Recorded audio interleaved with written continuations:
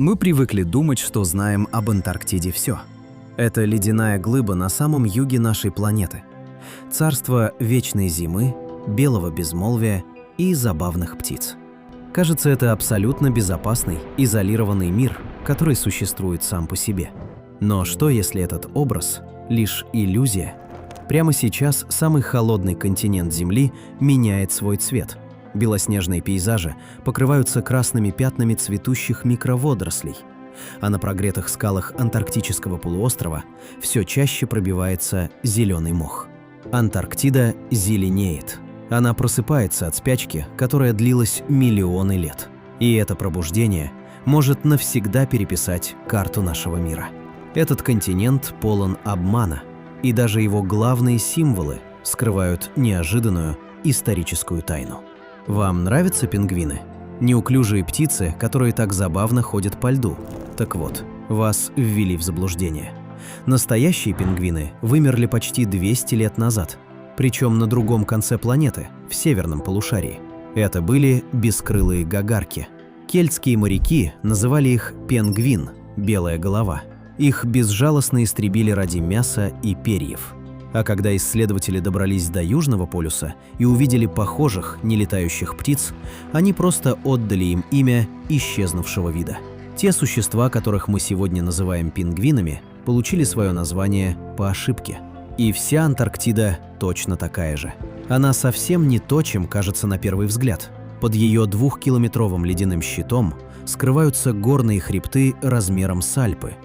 Там лежат гигантские подледные озера, где в абсолютной темноте существует жизнь, радикально отличающаяся от привычной нам. Это место, где плавают рыбы с прозрачной кровью, где морские млекопитающие ломают зубы о твердый лед, чтобы просто сделать вдох. Это арена, где хищники используют сложнейшие стратегии охоты, а птицы совершают подвиг самопожертвования в кромешной тьме полярной ночи. Сегодня мы сорвем с Антарктиды ее ледяную маску. Мы спустимся на дно Южного океана, узнаем, почему здесь невозможно жить так же, как в морозной Сибири. Найдем самого крупного сухопутного обитателя материка, которого вы даже не заметите под ногами, и выясним, почему древний мир, спрятанный подо льдами, может снова увидеть солнце. Пристегните ремни. Мы отправляемся на край света. Глава 1. Мертвый континент. Почему человек не смог покорить юг? Начнем с самого фундаментального факта об этом месте – с абсолютного, беспощадного холода. Если вы окажетесь в центре Антарктиды зимой, без специальной экипировки, ваш организм начнет отказывать не через часы, а через считанные минуты. Влага на роговице глаз кристаллизуется. Каждый вдох будет обжигать легкие, так, словно вы вдыхаете битое стекло. А влага из вашего дыхания будет мгновенно превращаться в ледяную пыль, с тихим шорохом осыпаясь на снег. Полярники называют этот звук шепотом звезд. Именно здесь, на советской, а ныне российской станции «Восток», 21 июля 1983 года термометры зафиксировали самую низкую температуру за всю историю метеорологических наблюдений – минус 89,2 градуса по Цельсию. Это холод, который не поддается человеческому осмыслению. Но здесь возникает один очень интересный парадокс. Давайте мысленно перенесемся на другой конец планеты, в северное полушарие, в Российскую Сибирь. В Якутии, в поселке Аймикон или городе Верхоянск, зимние температуры регулярно падают до минус 60, а абсолютный рекорд холода там составляет минус 71,2 градуса. Разница с Антарктидой, казалось бы, не такая уж критичная. Однако в Якутии живут люди. Там стоят дома, работают магазины. По утрам дети спешат в школу, а водители заводят автомобили, которые, к слову, зимой там вообще стараются не глушить. Люди веками живут на полюсе холода. Северного полушария, рожают детей и строят цивилизацию. Так почему же мы смогли приручить север, но вчистую проиграли югу? Почему Антарктида так и осталась безлюдной, и ни один человек не может назвать этот континент своим настоящим домом? Ответ кроется в физике географии и жесточайших правилах выживания. Первая и главная причина – это фундамент, на котором вы стоите. Северный полюс и Арктика Это, по сути, просто замерзший океан. Под вашими ногами может быть 2 или 3 метра пакового льда, но прямо под ним плещется жидкая вода. Даже в самые лютые морозы температура этой воды составляет около 0 градусов. Для огромной территории этот скрытый океан работает как исполинская батарея и как гигантская грелка. Он постоянно, хоть и незаметно, отдает свое тепло наверх, смягчая климат Арктики. Антарктида же – это полноценный каменный континент, намертво замурованный в ледяной панцирь. Под вашими ногами нет спасительного теплого океана. Под вами километры древнего спрессованного льда, а под ним промерзшая насквозь горная порода. Континент не получает тепла снизу, он лишь бесконечно отражает космический холод. Вторая причина – это высота. Когда мы представляем Сибирь или ту же Якутию, это низины и равнины. Холодный тяжелый воздух стекает туда и застаивается, как вода в глубокой чаше. Но Антарктида – это самый высокий континент на Земле. Из-за колоссального количества льда, который копился здесь миллионы лет, образовался гигантский купол. Станция «Восток» находится на высоте почти 3,5 километров над уровнем моря. А теперь представьте, что это значит для организма. Вы не просто находитесь при минус 80 градусах. Вы находитесь в горах, где воздух чудовищно разряжен. Из-за нехватки кислорода кровь густеет, сердце бьется на износ, а мозг впадает в состояние гипоксии. Горная болезнь, умноженная на космический мороз, убивает в разы быстрее, чем просто низкая температура на уровне моря. Третий гвоздь в крышку гроба антарктического выживания – это ветер. В сибирском Аймяконе зимой стоят глухие антициклоны. Когда термометр показывает минус 60, на улице, как правило, царит абсолютный штиль. Ни одна ветка не шелохнется. В Антарктиде штиля почти не бывает. Здесь рождаются так называемые катабатические или стоковые ветры. Огромные массы ледяного плотного воздуха формируются на вершине ледяного купола в центре материка и под действием гравитации начинают скатываться вниз к побережью океана. По пути они разгоняются до невероятных скоростей. В Антарктиде зафиксированы порывы ветра свыше 320 км в час. Это ураганы 5-й категории, сносящие все на своем пути. А теперь вспомните про индекс охлаждения ветром.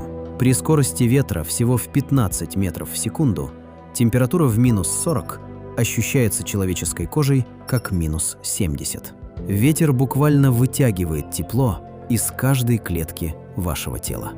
И, наконец, самое очевидное, но самое фатальное отличие – это топливо. Древний человек смог выжить в Сибири, потому что там есть тайга и лес. Вы можете срубить дерево, построить избу, развести костер и согреться. Огонь стал нашим главным оружием против севера. В Антарктиде огня нет. На всем континенте размером с Соединенные Штаты и Мексику вместе взятые нет ни одного дерева, ни одного куста и ни единой сухой ветки. Если у вас закончится дизельное топливо, привезенное на ледоколе за тысячи километров, вы обречены. Антарктида категорично заявила: человеку здесь нечего взять. Но на этом странности белого континента только начинаются. Если вы думаете, что Антарктида – это сплошное белое полотно снега и льда, то приготовьтесь удивиться. На этом материке находится самая большая загадка для климатологов. Место, которое ломает мозг любому, кто видит его впервые. Это сухие долины Мак-Мерда. Территория площадью почти 5000 квадратных километров, где нет ни снежинки, ни единой льдинки. Только голые, безжизненные скалы цвета ржавчины, песчаные дюны и потрескавшаяся земля. Это самая настоящая и самая сухая пустыня в мире. Иронично, не правда ли? Самое сухое место на планете находится не в раскаленной Сахаре, а в центре самого большого ледника на Земле. Как такое возможно? Все дело в тех самых катабатических ветрах. Скатываясь с ледяного купола, они разгоняются до сумасшедших скоростей и переваливают через горный хребет окружающие долины. При падении вниз этот воздух сжимается и нагревается, а влага в нем полностью испаряется. Ветры врываются в долины Мак-Мерда абсолютно сухими, высушивая и выветривая любой снег, который мог бы там выпасть. Ученые подсчитали, что в некоторых частях этих долин не было дождя или снега уже около 2 миллионов лет. Пейзаж сухих долин настолько инопланетный и настолько пугающе неземной, что именно здесь космическое агентство НАСА проводит испытания своих марсоходов. Потому что условия здесь – это экстремальная сухость, радиация, низкие температуры и отсутствие видимой жизни. И это самая близкая к Марсу среда, которую только можно найти на планете Земля.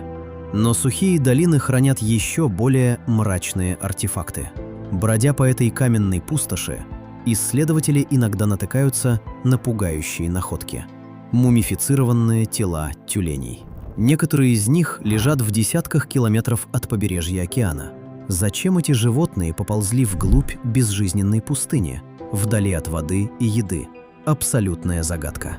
Возможно, они сбились с пути во время снежной бури или потеряли ориентацию из-за болезни. Но самое жуткое в другом. Из-за полного отсутствия бактерий, вызывающих гниение, абсолютной сухости и холода, тела этих тюленей не разлагаются.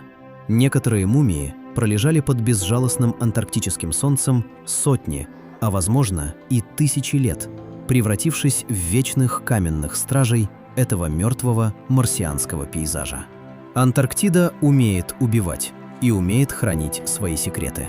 Но эти высохшие долины словно окно в другое измерение.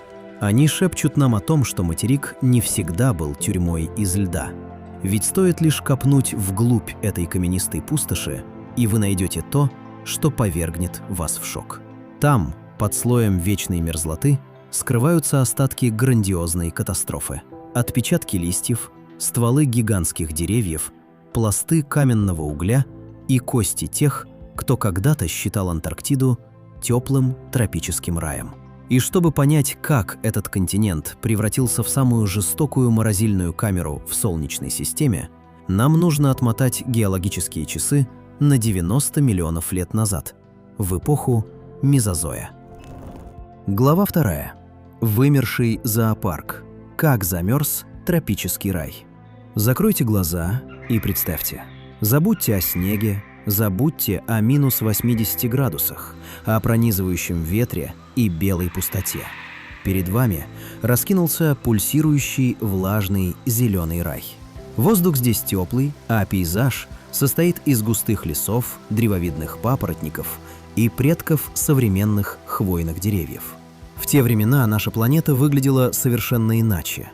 Не было привычных нам очертаний материков. Антарктида находилась в самом сердце гигантского суперконтинента Гондваны. Она не была изолированным ледяным островом на краю света. Наоборот, она была огромным перекрестком и главным связующим звеном, к которому плотно прилегали будущие Южная Америка, Африка, Индия и Австралия.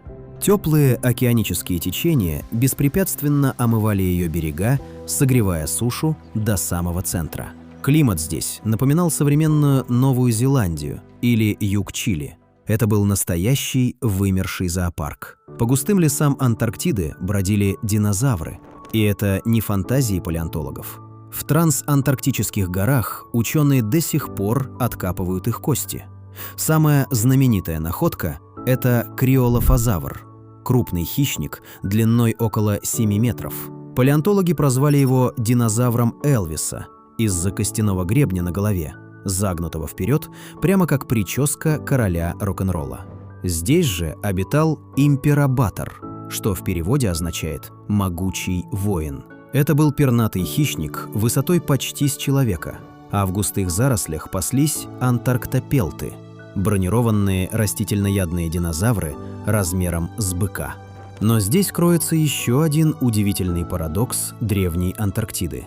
Географически материк уже тогда находился вблизи Южного полюса, а это значит, что наклон земной оси никто не отменял. Как и сегодня, полярная ночь здесь длилась месяцами.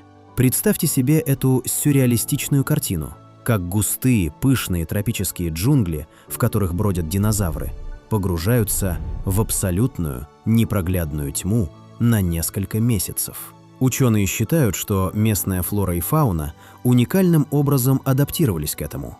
Деревья сбрасывали листья на зиму, чтобы экономить энергию, а животные обладали большими глазами, чтобы видеть в сумерках, и умели впадать в сезонную спячку.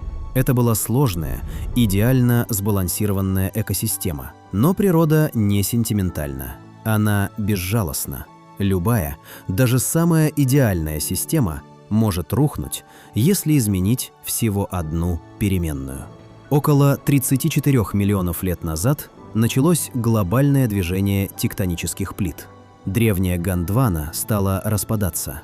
Индия и Африка уже отделились и ушли на север. Затем откололась Австралия. Роковым моментом для Зеленого континента стало расставание с Южной Америкой. Последний сухопутный мост между ними разорвался. В этот момент геологической истории образовался пролив Дрейка. И именно он стал той самой переменной, которая убила тропический рай. Как только между континентами хлынула вода, вокруг Антарктиды сформировалось антарктическое циркумполярное течение. Это самое мощное океаническое течение на планете. Оно переносит колоссальные объемы воды, двигаясь с запада на восток. Эта гигантская водная карусель сработала как непреодолимый барьер. Она отрезала Антарктиду от теплых течений, идущих от экватора. Тепло Мирового океана больше не могло пробиться к южным берегам. Антарктида оказалась в изоляции. Климат рухнул с катастрофической скоростью. Наступил ледниковый период, какого Земля не видела миллионы лет. Зимой снег, падающий на высокогорье, перестал таять за короткое прохладное лето. Он накапливался и спрессовывался, превращаясь в фирн, а затем в тяжелый голубой лед. Ледники, словно медленные безжалостные бульдозеры, поползли из центров континента к побережьям. Тропический лес был обречен. Теплолюбивые растения погибали от обморожения. Динозавры к тому времени уже сошли с исторической сцены из-за падения астероида, но выжившие млекопитающие, птицы и рептилии столкнулись с выбором эволюционировать с невероятной скоростью, бежать в океан или умереть. Большинство выбрало смерть. Лед накрыл остатки роскошных лесов, раздавил стволы деревьев и похоронил под 5-километровой толщей все следы былого величия. Белый саван опустился на материк. Антарктида, которую мы знаем сегодня, родилась из этой ледяной агонии. Миллионы лет никто не подозревал, что под этим белым щитом покоится зеленый мир. Пока в начале 20 века на континент не ступила нога человека, ведомого жаждой открытий. В 1908 году британская экспедиция Эрнеста Шеклтона, пробиваясь к Южному полюсу по адскому морозу и смертоносным трещинам ледника Бирдмара, наткнулась на странное обнажение горных пород. В месте, где термометр опускался до минус 50 и где не было ничего, кроме промерзшего камня и тысячелетнего льда, Шеклтон нашел уголь. Каменный уголь – это не что иное, как спрессованные перегнившие остатки гигантских деревьев и доисторических болот. Полярники стояли на морозе, держали в руках черные куски древних тропиков и не могли поверить своим глазам. Но самая поразительная история связана с капитаном Робертом Фальконом Скоттом. В 1912 году его группа возвращалась с Южного полюса. Они были истощены и страдали от обморожений. Находясь на грани физических возможностей, они собрали на склонах гор около 16 килограммов камней. Они тащили этот груз на санях до самого конца. Когда спасательная команда нашла их замерзшие тела, камни лежали рядом с ними. Зачем они несли эту тяжесть? На этих камнях были четкие отпечатки глоссоптериса, древнего семенного папоротника. Эти окаменелости стали абсолютным доказательством того, что континенты движутся, а ледяная Антарктида когда-то была цветущим оазисом. Британские исследователи отдали жизни, но передали науке ключ к разгадке истории Земли. Так зеленый континент покрылся льдом. Наземная жизнь исчезла. Но природа всегда находит выход. Закрыв двери на суше, она с невероятным размахом распахнула их в океане. Глава 3. Кровавый океан и парадокс ледяной воды. Мы стоим на краю ледяного обрыва, а под нами Южный океан. Вода здесь настолько холодная, что ее температура опускается до -2 градусов по Цельсию. Она не превращается в монолитный лед только из-за высокой солености и постоянного яростного движения.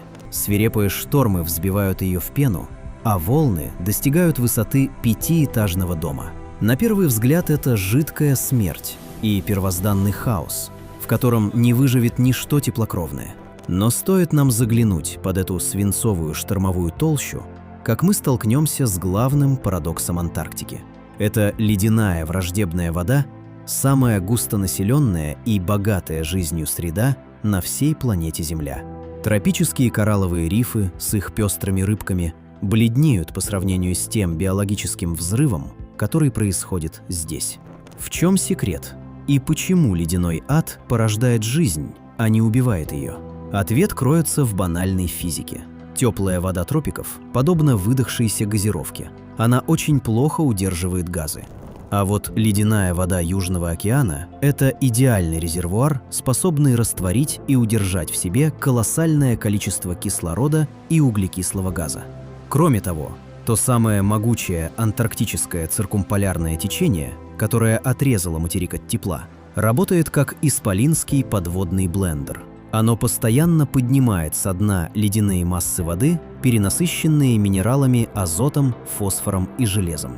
Когда наступает антарктическая весна и солнце наконец-то пробивается сквозь тучи, этот богатый кислородом и удобрениями бульон получает мощную дозу ультрафиолета. Происходит вспышка, и миллиарды тонн микроскопических водорослей, фитопланктона, начинают размножаться с астрономической скоростью. И на это роскошное пастбище приходит он, настоящий хозяин Антарктики. Существо, на котором без преувеличения держится жизнь всего южного полушария. Познакомьтесь с антарктическим крилем. Это крошечное полупрозрачное ракообразное размером с ваш мизинец. У него черные глаза-бусинки и органы свечения фотофоры, из-за которых в темноте криль мерцает желто-зеленым светом. Поодиночке он абсолютно беззащитен. Но сила криля не в размере, а в его безумном, не поддающемся математическому осмыслению количестве. Криль собирается в суперстаи, и эти живые облака настолько огромны, что их видно из космоса со спутников. В одном кубическом метре воды могут толпиться до 30 тысяч рачков. Океан в таких местах буквально закипает, а вода меняет цвет, становясь кроваво-красной или ржаво-оранжевой от их панцирей. Если взять весы и положить на одну чашу все 8 миллиардов людей, живущих на планете Земля, а на другую вычерпать весь антарктический криль, то крошечные рачки перевесят нас. Их общая биомасса оценивается примерно в 500 миллионов тонн, и это самый многочисленный вид животных на Земле. Но как криль выживает долгой темной антарктической зимой, когда нет солнца и фитопланктон не размножается? Долгое время ученые ломали над этим голову, предполагая, что рачки впадают в спячку на дне. Но истина оказалась куда изящнее. Когда поверхность океана сковывает лед, криль не опускается на дно, он поднимается вверх. Нижняя кромка пакового льда неровная, она изрезана трещинами, пещерами и выступами, в которых скапливаются микроводоросли. Зимой криль переворачивается вверх, брюшком, и своими специальными щетинками на лапках методично соскребает этот зеленый налет. Для криля ледяной потолок – это не крышка гроба, а перевернутый вверх ногами бескрайний луг, на котором они пасутся, прямо как миниатюрные коровы. Именно этот нескончаемый запас белка и жира запускает самую грандиозную миграцию в животном мире. Как только в Антарктике сходит лед, из тропических широт сюда устремляются исполины. Тропики хороши для того, чтобы рожать детенышей, ведь там теплая вода. Но тропики – это биологическая пустыня, там нечего есть. Поэтому киты проплывают тысячи километров на юг с одной единственной целью – нагулять жир. Среди них есть абсолютный рекордсмен, превосходящий по размеру любого динозавра, когда-либо топтавшего землю. Это синий кит. Это животное, чьи габариты вызывают священный трепет. Его длина достигает 33 метров, а вес превышает 150 тонн. Его сердце размером с легковой автомобиль, а по кровеносным сосудам человек мог бы проплыть на надувной лодке. И этот абсолютный левиафан питается исключительно существами размером с мизинец. Охота синего кита – это зрелище грубой физики. У него нет зубов, а вместо них с верхней челюсти свисают сотни роговых пластин. Китовый ус, работающий как гигантское сито. Обнаружив красное облако криля, синий кит разгоняется и открывает пасть на 90 градусов.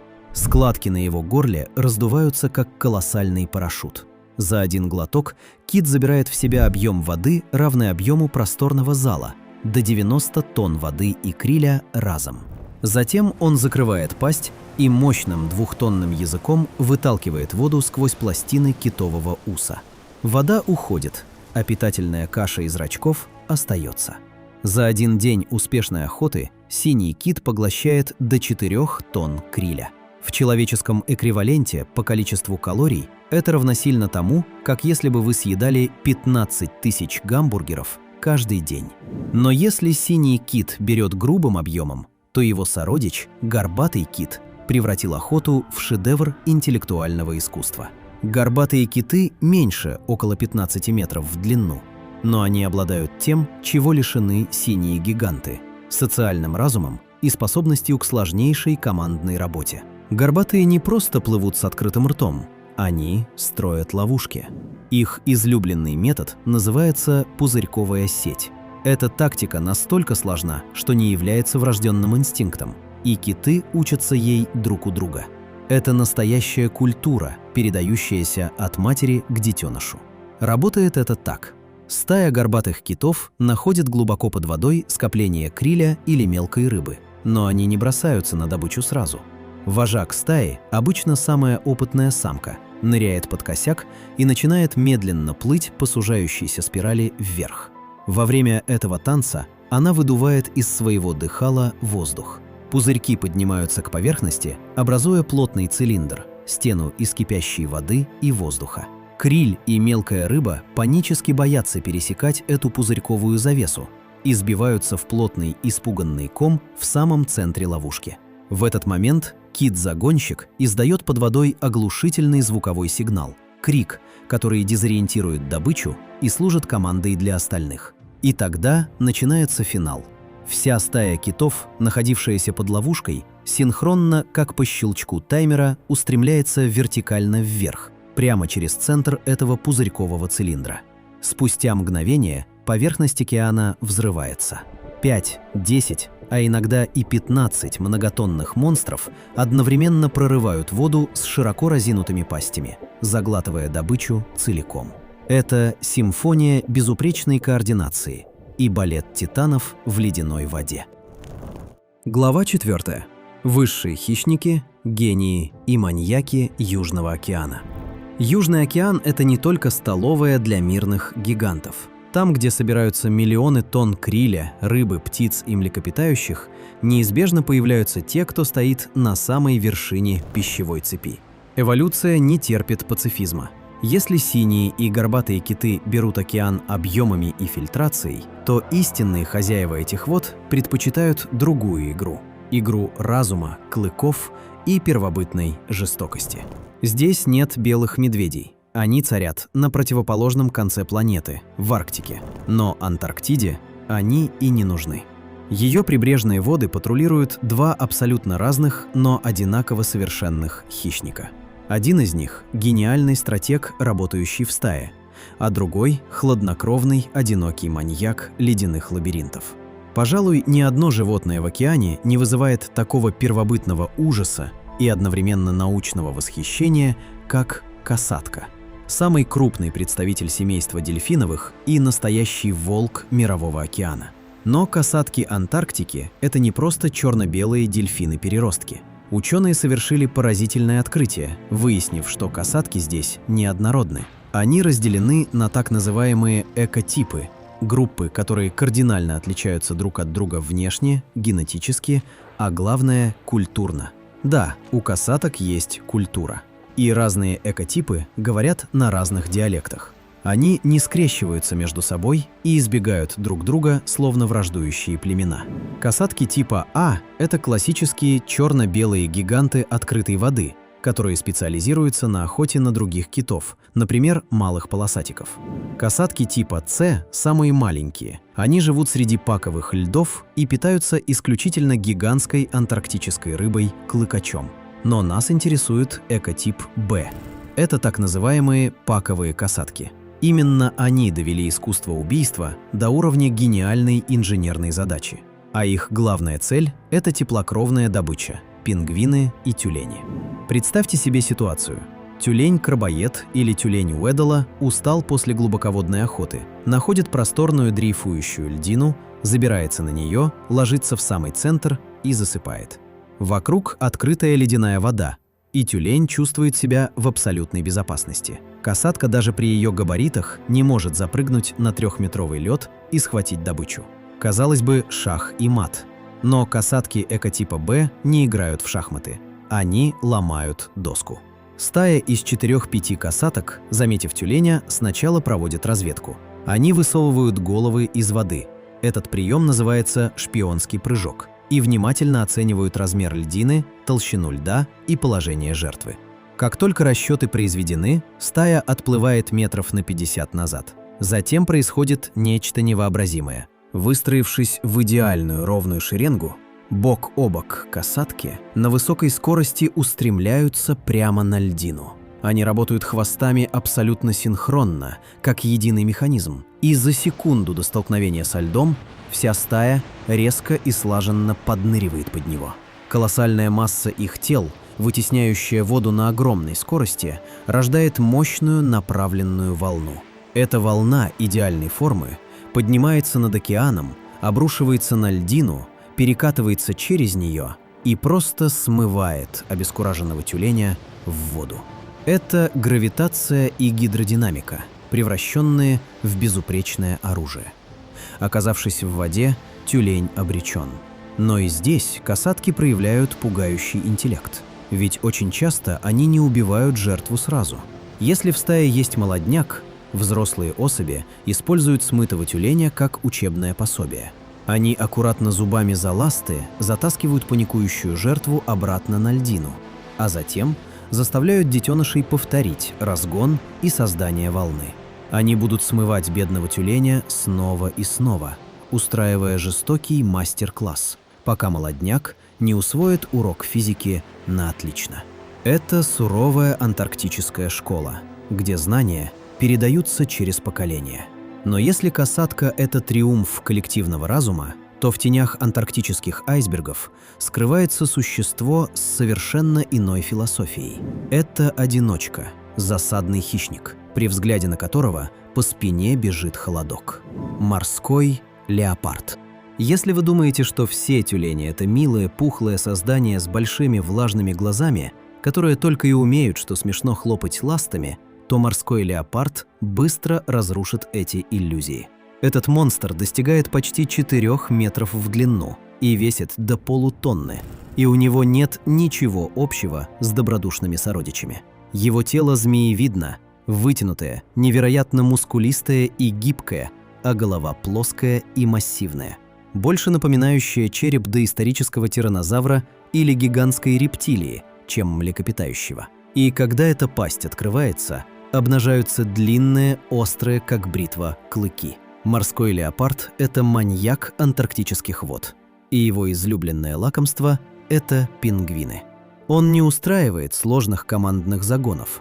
Его тактика – это терпение и внезапность. Леопард прячется в бирюзовых тенях под нависающими краями ледников и айсбергов. Он знает, где проходят маршруты пингвинов, и досконально изучил их психологию. Когда колония пингвинов Адели собирается на краю льдины, птицы долго не решаются прыгнуть в воду, так как понимают, что внизу может таиться смерть. Они толпятся, галдят и толкают друг друга, пока первый, самый нетерпеливый или просто вытолкнутый в спину бедолага не падает в океан.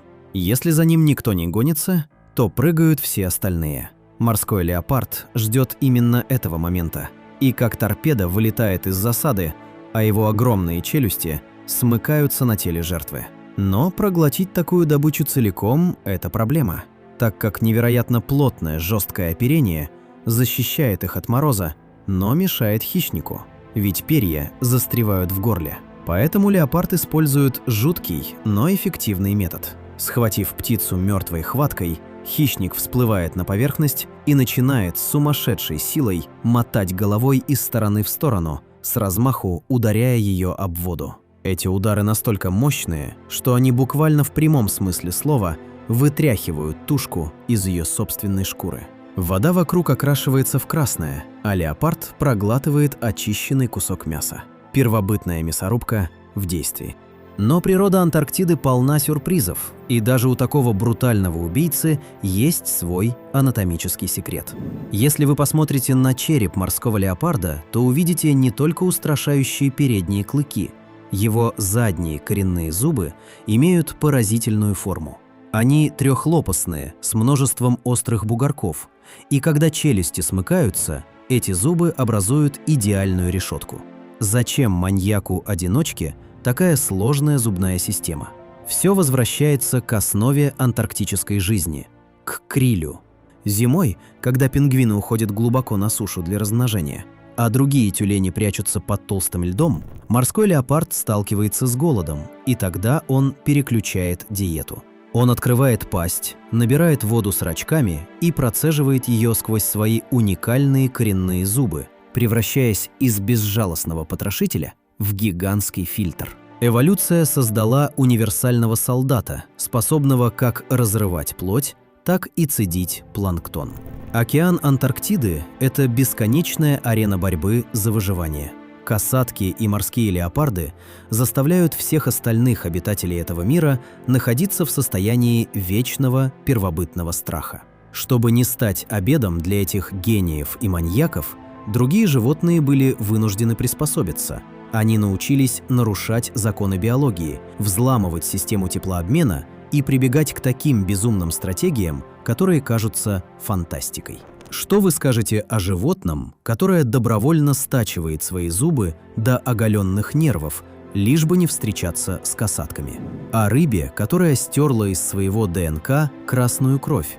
Или о существе, которое проводит зиму, полностью превращаясь в ледяной кристалл, чтобы весной оттаять и пойти по своим делам? Добро пожаловать в палату антарктических мутантов. Наш следующий акт посвящен истинным героям ледяной пустыни. От подводных монстров до самого крупного чисто сухопутного жителя континента, который поместится у вас на кончике пальца. Глава 5. Герои ледяной пустыни. От гигантов до насекомых. Давайте посмотрим на тех, кто выбрал безопасность, но заплатил за нее самую высокую цену. Тюлень Уэдделла – это, пожалуй, самая миролюбивая крупная млекопитающая южных широт. В отличие от крабоедов или морских котиков, эти тюлени нашли идеальный способ никогда не встречаться с касатками. Они живут там, куда ни один кит или морской леопард сунуться не рискнет, глубоко под сплошным многометровым панцирем берегового припая. Это лед, который намертво скреплен с материком и не дрейфует. Касатки охотятся только там, где есть открытая вода или плавучие льдины, поэтому под сплошным бетонным потолком льда они просто задохнутся. Тюлени Уэдделла превратили эту подледную тюрьму в свою крепость. Это потрясающие ныряльщики, которые способны задерживать дыхание на целый час и погружаться на глубину до 600 метров в кромешной тьме, охотясь на кальмаров и клыкачей. Но у них есть одна фундаментальная проблема. Они млекопитающие, и им нужен кислород. Рано или поздно им необходимо всплыть и сделать вдох. И здесь начинается настоящая драма. Зимой, когда температура воздуха на поверхности падает до минус 40, а океан покрывается броней, тюлени должны поддерживать свои дыхательные лунки открытыми. Вода в лунках замерзает с пугающей скоростью, и каждые несколько часов тюлень вынужден подплывать к своему спасительному окну в мир и работать ледобуром. Он вгрызается в твердый как гранит лед своими передними зубами и клыками, яростно вращая головой из стороны в сторону и срезая намерзающие края. Этот процесс продолжается изо дня в день, из месяца в месяц. Тюлень Уэдделла гарантирует себе абсолютную безопасность от хищников, но платит за это собственным телом. С годами их резцы и клыки не просто стачиваются, они стираются до самых корней, обнажая пульпу и нервы. Представьте себе зубную боль такой силы, помноженную на ледяную соленую воду. Но у них нет выбора. Если остановишься, лунка затянется навсегда. Исход этой стратегии всегда трагичен. Рано или поздно старый тюлень стирает зубы настолько, что больше не может прогрызать лед и сделать вдох. А если лунка все же остается открытой, он не может охотиться и жевать твердую пищу. Ледяной панцирь, который всю жизнь служил ему надежной крепостью, в конце концов становится его ледяной могилой. Тюлень умирает от удушья или истощения, проиграв битву с замерзающим океаном. Но если спуститься еще глубже, туда, где свет почти не пробивается, мы встретим существо, которое решило проблему холода совсем по-другому и просто перестало быть похожим на всех остальных позвоночных на планете. Температура морской воды здесь составляет минус 1,9 градуса по Цельсию. Обычная кровь при такой температуре неминуемо замерзнет, кристаллизуется и разорвет кровеносные сосуды изнутри. Но в этих водах спокойно плавает рыба, которая кажется призраком. Если вы поймаете ее и посмотрите на свет, то увидите, что она полупрозрачная. Ее жабры не красные, а кремово-белые. И если ее случайно ранить, из раны потечет не кровь, а абсолютно прозрачная жидкость, похожая на воду. Это белокровная рыба или ледяная рыба. Настоящий биологический хакер Антарктиды. В процессе эволюции она полностью отказалась от эритроцитов, красных кровяных телец и гемоглобина, белка, который переносит кислород и делает нашу кровь красной. Как она выживает без гемоглобина?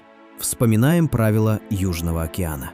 Ледяная вода перенасыщена кислородом. Его там так много, что ледяной рыбе не нужны специальные грузовики в виде эритроцитов для его доставки. Кислород просто впитывается через кожу и растворяется напрямую в плазме крови.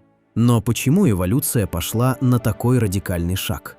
Дело в том, что эритроциты делают кровь густой, а качать густую вязкую кровь на таком экстремальном морозе – это колоссальная нагрузка для сердца. Убрав из крови эритроциты, ледяная рыба сделала ее жидкой, как вода. Поэтому сердце бьется легко и энергия экономится. Однако оставалась проблема замерзания самой плазмы. И здесь ледяная рыба достала свой главный козырь. Ее печень вырабатывает особые антифризные гликопротеины – вещества, которые работают точно так же, как антифриз в радиаторе вашего автомобиля. Как только в крови рыбы начинает формироваться микроскопический кристаллик льда, молекулы антифриза мгновенно обволакивают его со всех сторон и блокируют дальнейший рост. Рыба буквально плавает в состоянии переохлажденной жидкости, оставаясь живой и активной там, где любая другая рыба превратилась бы в кусок льда за секунды. Мы с вами посмотрели на мутантов океана, но давайте на мгновение вернемся на сушу, на те самые каменистые берега и ледники, о которых мы говорили в начале. Антарктический лед скрывает здесь свои мрачные тайны. Например, на леднике Тейлора находится место, которое выглядит как декорация к фильму ужасов «Кровавый водопад». Из ослепительно-белого льда прямо в океан вытекает ярко-красный поток. Миллионы лет глубоко подо льдом существует озеро, отрезанное от мира. Там нет ни света, ни кислорода, но живут уникальные бактерии, которые выживают, питаясь железом из скал. Когда эта вода находит трещину и выходит на поверхность, железо моментально ржавеет на воздухе, окрашивая лед в цвет свежей крови. Это настоящая капсула времени, показывающая нам, какой может быть жизнь на других планетах. Пингвины, тюлени и киты – все они лишь гости на антарктическом берегу, и их жизнь полностью зависит от океана. Но кто же тогда является самым крупным, истинно сухопутным животным Антарктиды? Тем, кто рождается, живет и умирает на этих скалах, никогда не касаясь морской воды. Вы, наверное, представляете себе какого-то мохнатого грызуна или птицу? Нет. Самый крупный сухопутный хищник и вообще обитатель Антарктиды поместится у вас на ногте. Это бескрылый комар, насекомое размером от 2 до 6 мм. И его способ выживания – это нечто из разряда научной фантастики. Жизнь комара в Антарктиде – это 2 года кромешного ада. Большую часть этого времени он проводит в стадии личинки, прячась под мхом в трещинах скал или птичьем помете. Зимой температура падает до минус 60 градусов, а ледяные ветры высушивают все живое.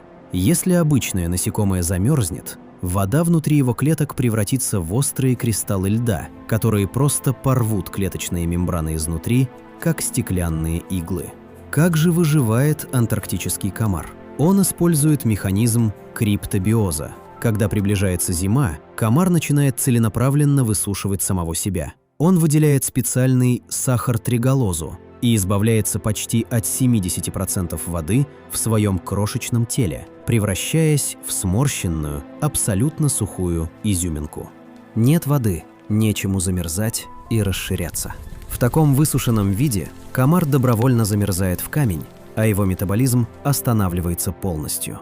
Месяцами он лежит во льду, фактически мертвый, выдерживая любые морозы, перепады температур и даже отсутствие кислорода. А когда наступает короткое антарктическое лето и лед начинает таять, происходит чудо. Сухая личинка впитывает влагу, ее кровеносная система оттаивает, сердце запускается вновь, и насекомое оживает, как ни в чем не бывало. Оно питается водорослями и бактериями, растет и на 2-й год своего жизненного цикла наконец-то превращается во взрослого комара.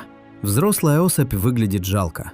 У нее нет крыльев, потому что летать в Антарктиде при ураганных ветрах – это самоубийство. Тебя просто унесет в открытый океан. Эти бескрылые черные мушки ползают по камням всего 1 или 2 недели.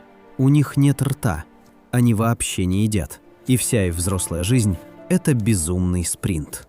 Им нужно найти партнера, спариться, отложить яйца в мох и тут же умереть, передав эстафету выживания следующему поколению биологических терминаторов. Тюлени – самоубийцы, рыбы с антифризом вместо крови и насекомые, способные воскресать из сухой льдинки. Антарктида заставляет своих обитателей творить чудеса на грани возможного. Но все эти примеры – это стратегии одиночек и личный генетический триумф. А что если выживание в этом ледяном аду зависит не от строения твоего тела, а от того, кто стоит рядом с тобой? Что если для того, чтобы не умереть, нужно создать идеальное общество, где эгоизм карается смертью, а взаимовыручка возведена в абсолют? На каменистых побережьях и бескрайних ледяных плато разворачивается величайшая социальная драма животного мира. Мир воровства, бесконечного крика воздушных тревог и самого невероятного отцовского подвига на планете. Мы вступаем в империю пингвинов. Глава 6. Империя пингвинов. Цена выживания. Мы уже выяснили, что настоящие птицы, носившие имя пингвин, вымерли в северном полушарии 2 века назад, и эти забавные создания во фраках – лишь случайные обладатели чужого титула. Но несмотря на эту историческую несправедливость, именно они стали истинными хозяевами ледяного континента. И чтобы понять, как устроена их жизнь, нам нужно прожить с ними 1 антарктический год. Начнем с короткого полярного лета. Если высадиться в это время на скалистом побережье антарктического полуострова, вас оглушит невероятная какофония звуков и сшибет с ног запах. Это запах 1000 тонн гуано, сырости и переработанной рыбы. Добро пожаловать в летнюю резиденцию колоний пингвинов Адели и папуанских пингвинов Дженту. Здесь нет привычной нам птичьей романтики с плетением уютных гнезд из веточек пуха и сухой травы. В Антарктиде нет ни веток, ни травы. А земля – это голый промороженный камень. Но яйца откладывать куда-то нужно.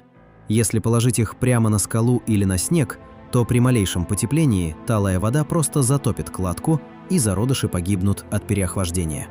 Поэтому летние птицы создали свою собственную уникальную экономику, где единственной твердой валютой являются камни.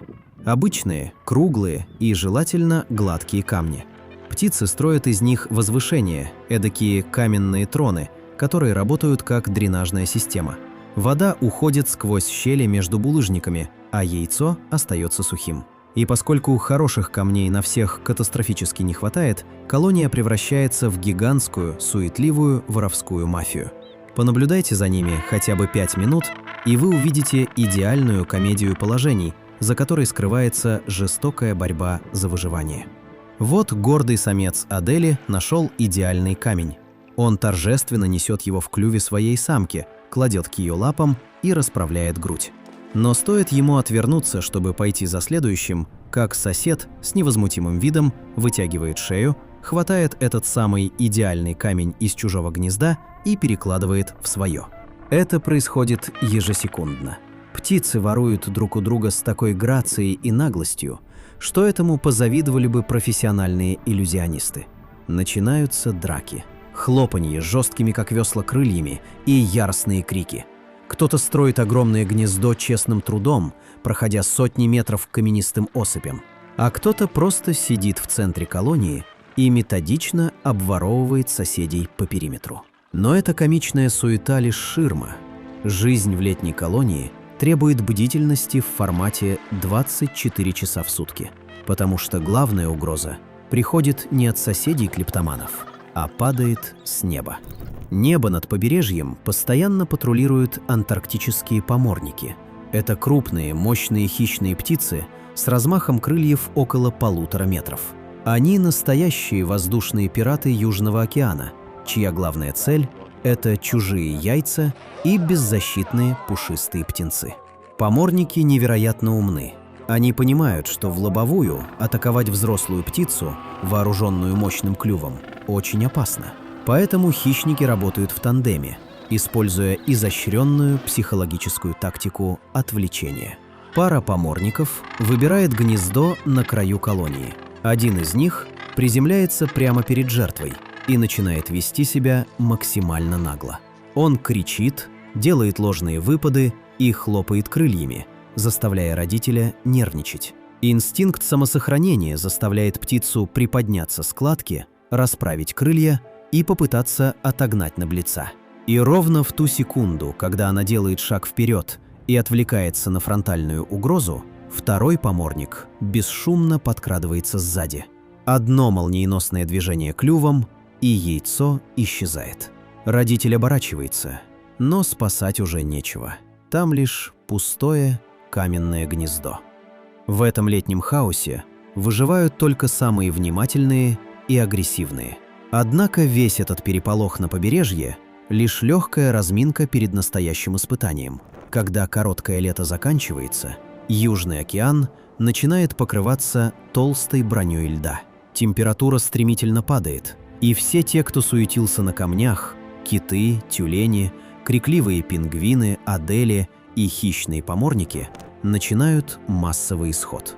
Они бегут от надвигающейся зимы на север, в открытые, более теплые воды. Инстинкт самосохранения гонит все живое прочь от замерзающего материка. Все живое, кроме элиты антарктического мира. Тех самых птиц, которые по праву носят высший титул. Встречайте императорских пингвинов. Это самые крупные морские птицы на Земле, достигающие 1,25 метра в высоту и веса в 40 килограммов. Их логика ломает все базовые правила выживания. В то время как армия животных спасается бегством, эти исполины выходят из ледяной воды на берег. Вместо того, чтобы уплыть на север, они разворачиваются и начинают марш на юг, прямо вглубь погружающегося во тьму континента. Они идут колоннами по бескрайней белой пустыне, десятки, а иногда и сотни километров, по острым ледяным глыбам, прочь от спасительного океана, туда, где лед никогда не тает. Зачем они идут в эту ледяную преисподнюю? Ответ простой – чтобы дать жизнь. Императорские пингвины размножаются в самое суровое время и в самом суровом месте на нашей планете, чтобы к моменту, когда птенцы подрастут, наступило короткое антарктическое лето и лед растаял, открыв им доступ к океану и пище. Но цена, которую они платят за этот тайминг, поражает воображение. Дойдя до места гнездования в самом сердце ледника, пары спариваются, и самка откладывает одно единственное яйцо. И здесь, в отличие от летних колоний, нет никаких каменных гнезд. В этот момент происходит один из самых напряженных и хрупких процессов в природе. Яйцо нельзя положить на лед, так как при температуре минус 40 оно промерзнет насквозь за считанные секунды, и жизнь внутри погибнет. Самка должна ювелирно с помощью клюва перекатить яйцо со своих лап на лапы самца. И если яйцо выскользнет и покатится по льду, это приговор. И вся проделанная работа и весь марш-бросок будут напрасны. Но вот перенос завершен. Самец накрывает яйцо специальной теплой складкой кожи на животе, и там, спрятанное от ветра, оно находится в безопасности. Самки к этому моменту истощены до предела, ведь они потратили огромное количество энергии на формирование яйца. Поэтому они разворачиваются и уходят обратно к океану, оставляя самцов одних. И десятки тысяч отцов остаются стоять на бесконечном ледяном плато. Начинается антарктическая зима. Солнце садится за горизонт и не появляется больше 2 месяцев. Наступает полярная ночь. Температура рушится до минус 60 градусов по Цельсию, и начинаются знаменитые стоковые ветры, разгоняющиеся до 200 километров в час. Кажется, что ни один биологический организм не способен пережить это, стоя на одном месте, без укрытия и балансируя на лапах яйцо. И ни один организм не выжил бы, если бы был один. Но императорские пингвины совершают социальное чудо. Они доказывают, что выжить в Антарктиде можно только отказавшись от эгоизма. Сотни и тысячи самцов сбиваются в невероятно плотную толпу, в строй, который называется черепаха. Птицы прижимаются друг к другу так тесно, что между ними не остается ни единого зазора для ледяного ветра. Они опускают головы, прижимая клювы к груди, и замирают. Внутри этого огромного живого инкубатора происходит физическая магия.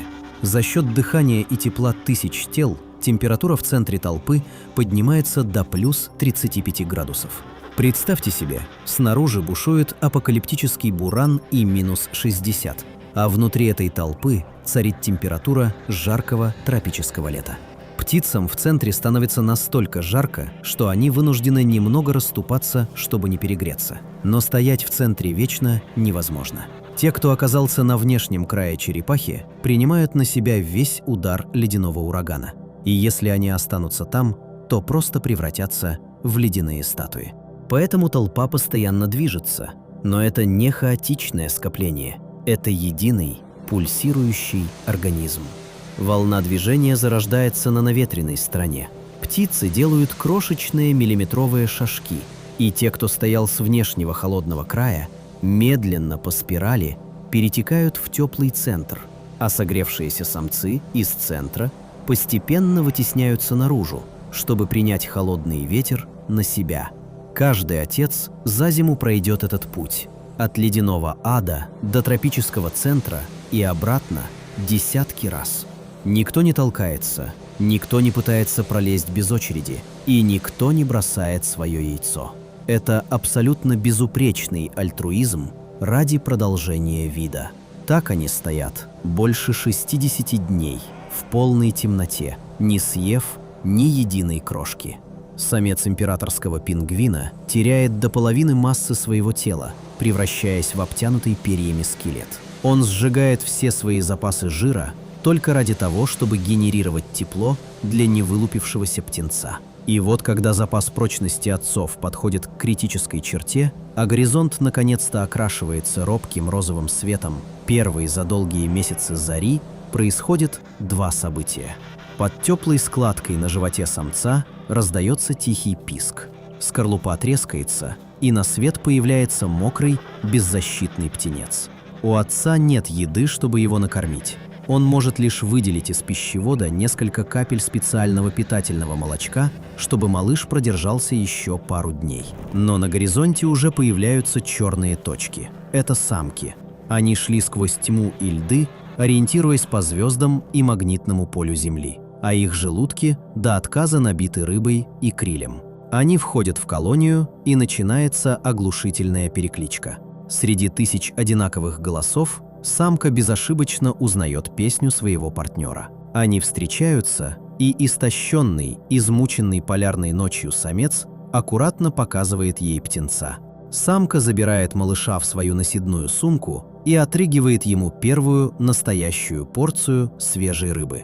Миссия отца выполнена. Он спас будущее. Теперь он может развернуться и, пошатываясь от слабости, отправиться к спасительному океану, чтобы впервые за долгое время поесть. История императорских пингвинов – это триумф жизни над абсолютной смертью и доказательство того, что даже самую безжалостную стихию можно победить, если держаться вместе. Но сколько еще эта стихия будет оставаться неизменной? Веками Антарктида казалась незыблемой ледяным монолитом, который не подвержен времени. Но в последние десятилетия Белый континент начал подавать пугающие сигналы. Человек, который не смог поселиться на этом материке, все же умудрился дотянуться до него своими технологиями. И теперь вымерший зоопарк, погребенный под многокилометровым льдом, угрожает проснуться.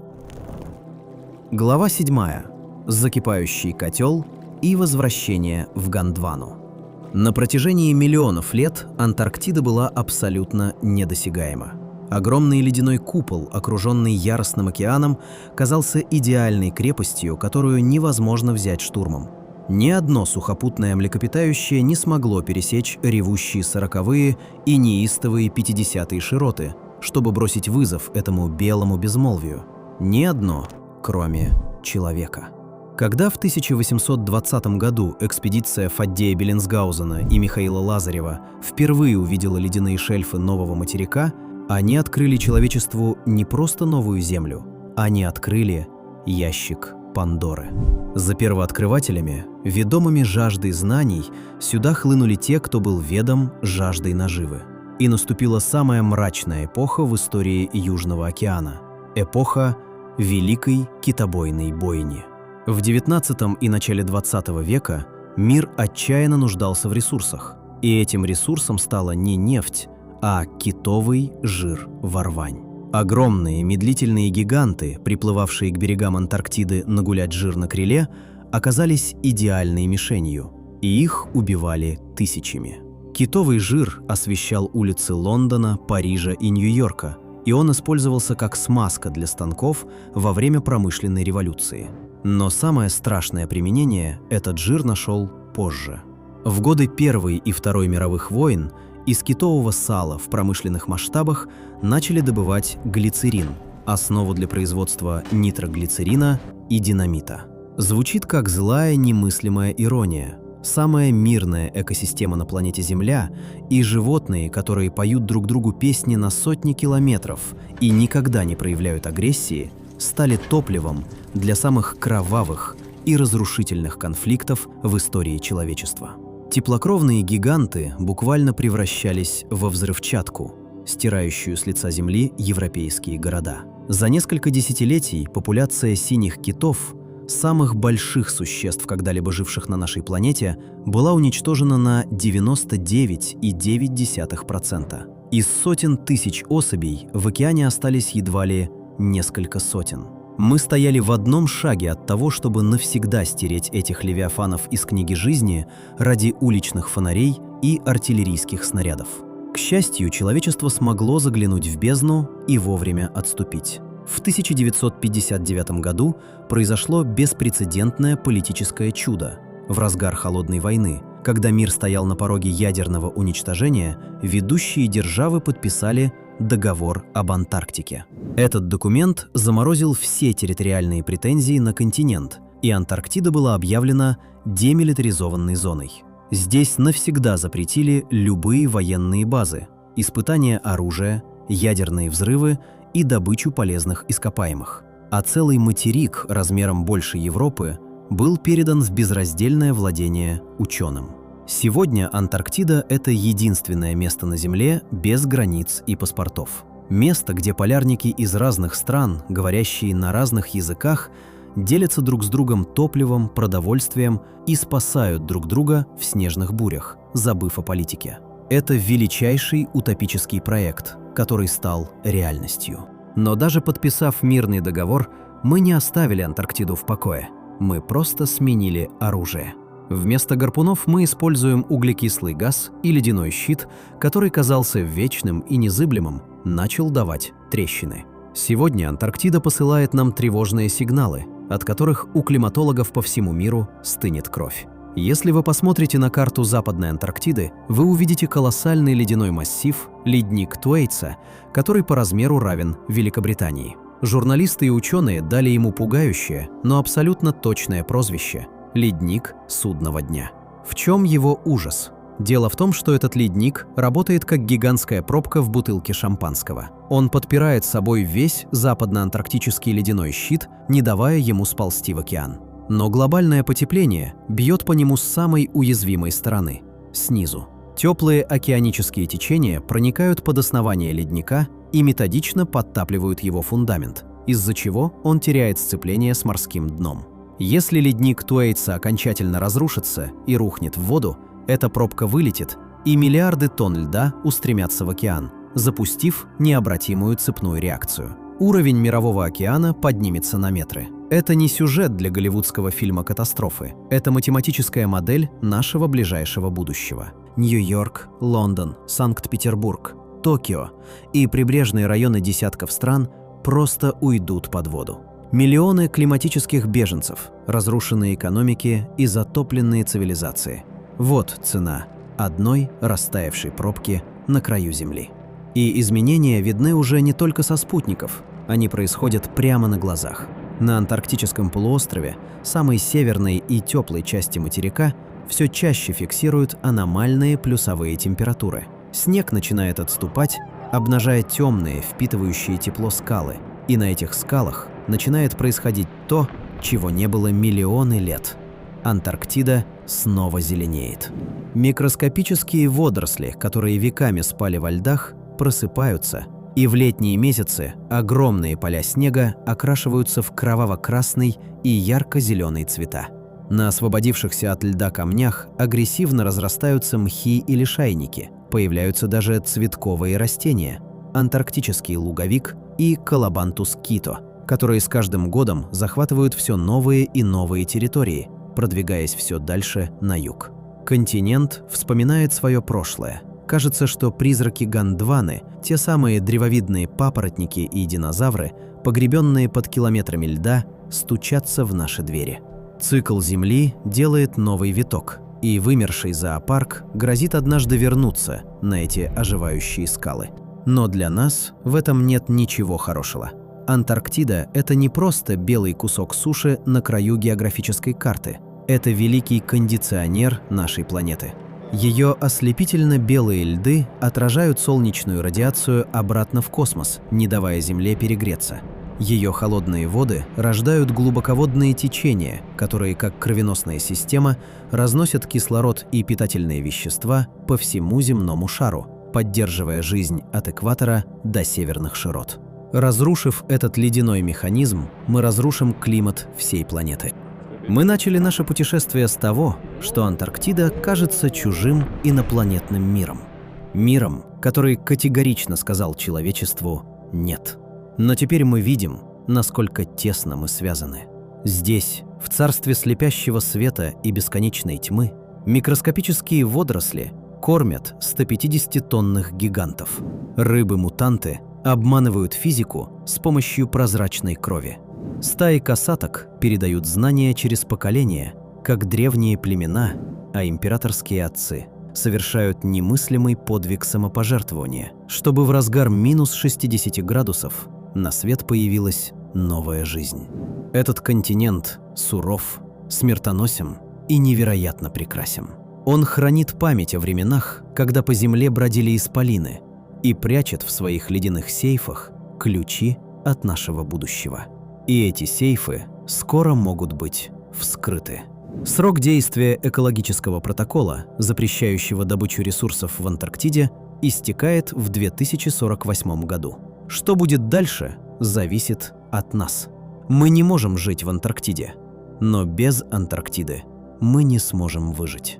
И судьба этого ледяного, закипающего мира отныне неразрывно связана с судьбой каждого из нас.